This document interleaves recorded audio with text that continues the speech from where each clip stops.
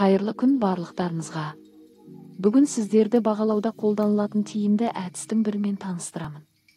Бұл бағалау әдісін қолдану үшін оқушыларға таратып береміз. Оқушылар орындаған тапсырманың дескрипторына байланысты таспасын жылжыту арқылы өздеріне балл жинайды. Жинаған балға қарап мұғалім оқушыларды бағалайды. Сондай-ақ бұл бағалау парақшаларын түсіне қарап оқушыларды топқа бөлуге де қолдануға болады. Бағалау парақшаларын алу үшін төмендегі WhatsApp сілтемеге өтіңіз. Бағасы 20 данасы 2000 тк ламинатталған.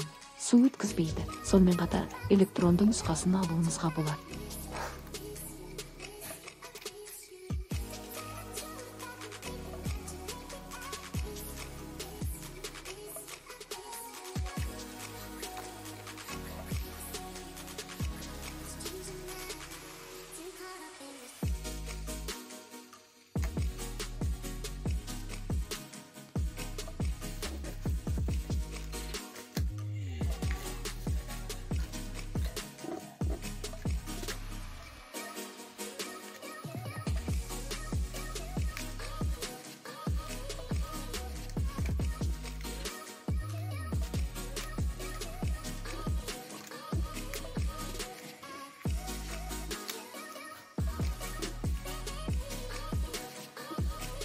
Видеоны соңына дейін көргендеріңізге алғыс айтамын.